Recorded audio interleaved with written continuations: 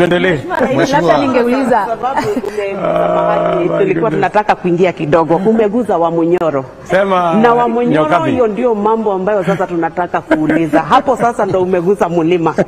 Wakati ulikuwa hapa na watu walikupenda sana, ulimchagua Bwana Rigathi Gachagua akawa naibu wako, mkaingia katika uongozi.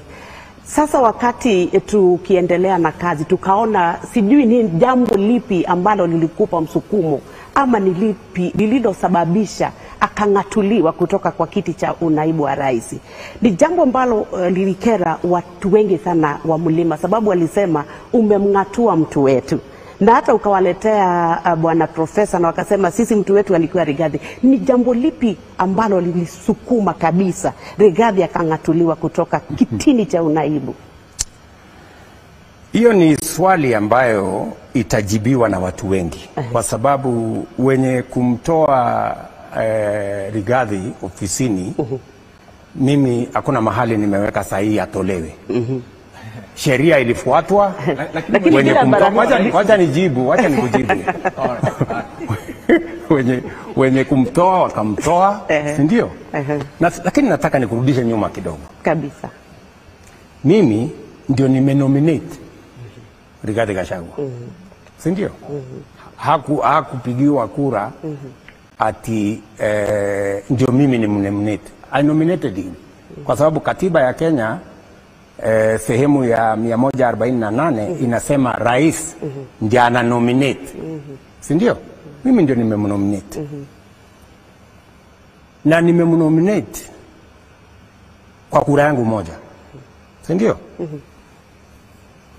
Na mimi nataka nikueleze, hata wakati mimi nimemnominate Bwana Gachagua, niliuliza, kwa sababu nilikuwa na wabunge wengi, viongozi wa kutoka mlimani, tuliketi chini na wao, nikawaambia jameni,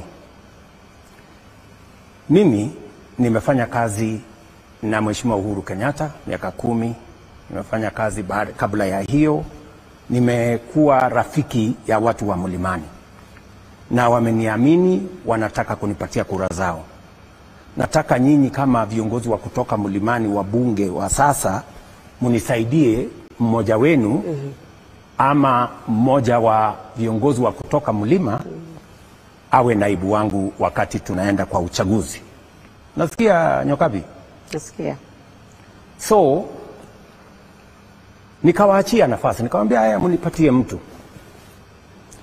Wakazungumza pale kwa ofisi yangu Karen pale nikiwa naibu wa rais, karibu mpaka saa 10 toka asubuhi. Mwisho wakaniambia tumeshindwa. So tufanye namna gani? Nikamwambia hapana, hamwezi kushindwa.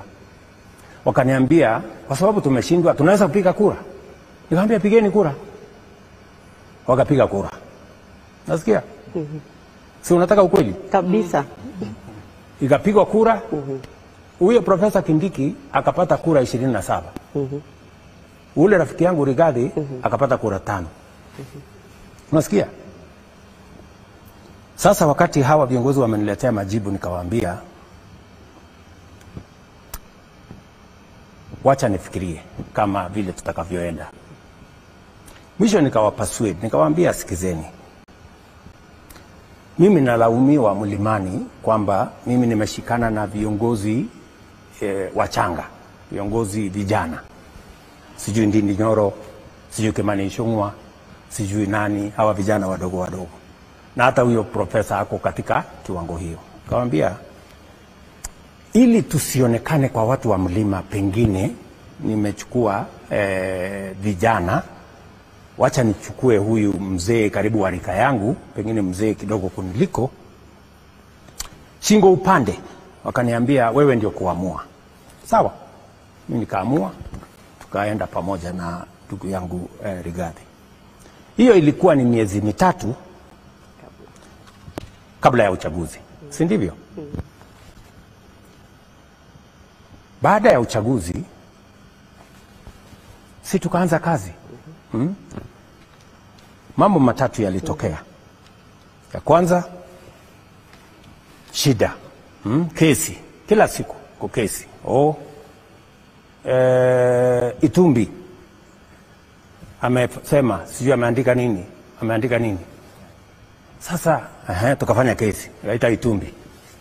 Deputy President ameketi hapo, mimi hapa. Wewe Deputy President anasema umefanya.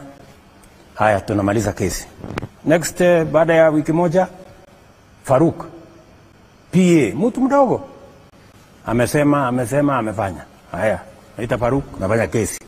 Tukamaliza hiyo. Kidogo Ndindi Nyoro ameitisha mkutano sijui Kiharu, amepanga wabunge wengi. Mbona amepanga wabunge? Mbona naita Ndindi Nyoro. Tumeketi chini. Kesi. Haya, kuisha hiyo, Kimani Ichung'wah sijui amesema. Sasa mpaka nikamuuliza, ndugu yangu, wewe ni naibu wa rais wa Kenya. Bloga huyu Dennis Itumbi, bloga, unasumbuana na yeye nini? PA ya ofisi, mtu kidogo. Hawa vijana, sijui Ndindi Nyoro, sijui Kimani Ichung'wah, sijui nani, sijui mama mwingine, sijui anaitwa wa kutoka hapa, ati alikuja, sijui anamwambia wewe unazungusha marinda, sijui. Nikamwambia, hivi tena kidogo ni nini? Just wait. Si umeniuliza swali? Kabisa. So nikamwambia, tafadhali tufanye kazi ya Wakenya, tuache hii makesi kidogo. Ndio hiyo, yeye ameanza vita na wabunge. Hawa wabunge wenye kumuondoa bunge, vita na wabunge. Nyinyi wabunge, kabla ya Disemba msiponipigia magoti mtaenda nyumbani. Wabunge ndio hawa. Wabunge ni wanasiasa. Sasa wabunge wakasema, Disemba tutaenda nyumbani tusipokupigia magoti. Okay. Kabla Disemba na sisi tutakushughulikia.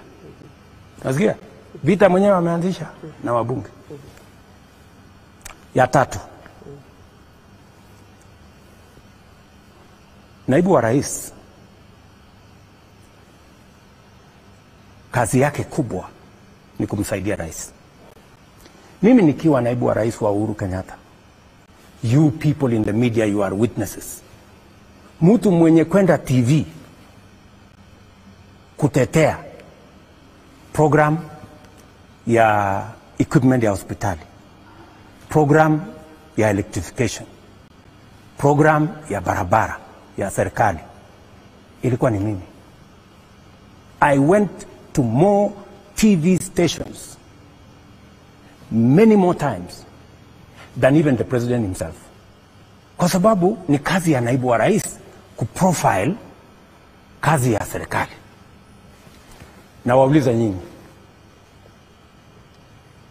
KTN, Citizen, NTV, mulimuona Rigathi ameenda kuongea barabara siku moja, sitima siku moja, program ya UHC one day? What? For 2 years he never stepped in any station kusema program ya, wacha hata station, hata in public kuongea mambo ya serikali. Sawa, mimi nikamueleza, my brother, manifesto tumeandika housing, manifesto tumeandika universal health coverage, manifesto tumeandika tutasort out mambo ya walimu, manifesto tumeandika, na manifesto si gazeti. Mheshimiwa Rais, just wait, manifesto si gazeti. Nikamwambia, we made a commitment to the people of Kenya on housing, on universal health coverage, on making sure that we have a proper CBC model. Sasa kama huwezi kutetea, kama huwezi, na wewe nimekupatia mamlaka, hakuna kitu tumepitisha kwa cabinet ambayo haijaenda kwa ofisi ya deputy president kama chairman wa committee za cabinet. How are we going to run this government? Wacha nimalizie.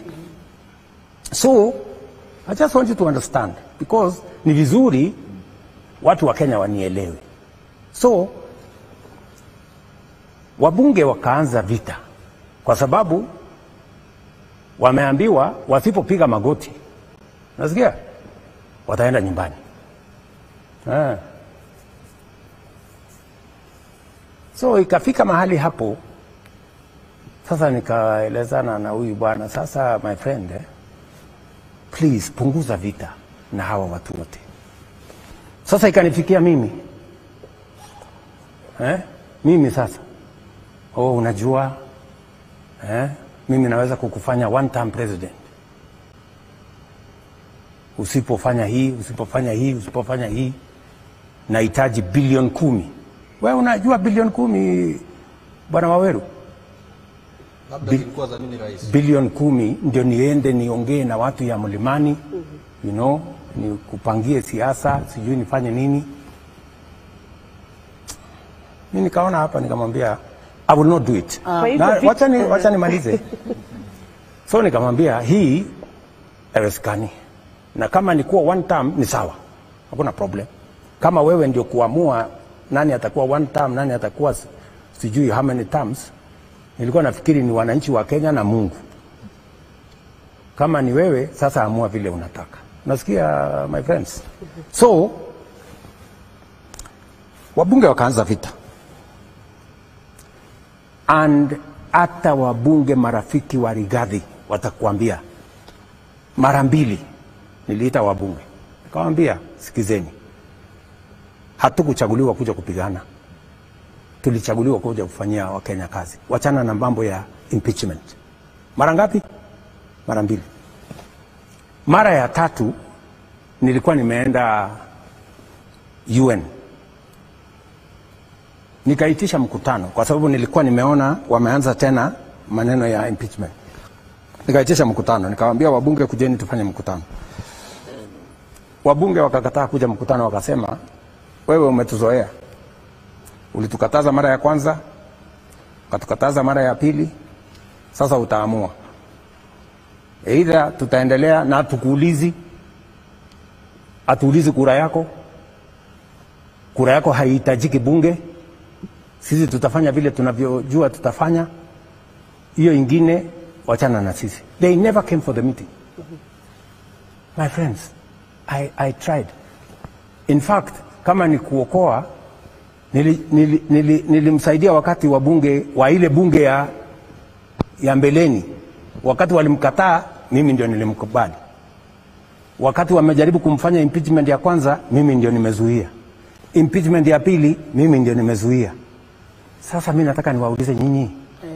Kwani Wakenya walinichagua mimi niende nifanyie kazi mtu mmoja ama nifanye kazi ya Wakenya wote? Mheshimiwa Rais. So, I mean, tafadhali mambo ya hiyo tufunge hiyo chapter. Wacha swali moja tu labda, sababu ulikuwa naibu wa rais. Kwa sababu wacha niwaambie. Kenya hii tuko na mambo ya viongozi. Lakini tuko na mambo ya wananchi. Mambo ya viongozi wananchi wataamua. Hakuna haja ya mimi kubishana na Rigathi ama wabunge wengine kwa sababu mambo yetu sisi wote itaamuliwa na sitamuliwa na wananchi. So sisi wote tujipange. You know, ile imefanyika unfortunately. Lakini sasa nyinyi kama wananchi wa Kenya ndio baadaye wataamua huyu William Ruto tulimpatia kazi. Amefanya, hajafanya. Kama amefanya, watajua vile ya kufanya. Kama hajafanya, they know what to do.